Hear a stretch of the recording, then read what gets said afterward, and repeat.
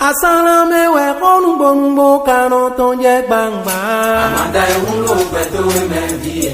Nagawa jena wagon. Namana kose namana e. Namana ogi namana. Asalame we konumbo kano tonje bangba. Amanda ungo beto menvie. Nagawa jena wagon.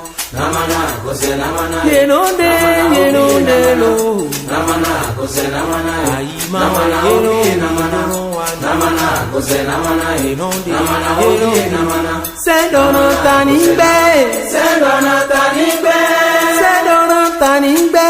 Sendono tanimbe. Ayi hudanu bibuton. Mai nuena gwele tindi. Bebe nwe kai yopo buton. Mai nuena gwele tindi. Amada hungo kweto emefi. Nakawa jena wakon. Namana kose namana e. Namana obiye namana. Edo ngeta do bebe Namana obiye namana.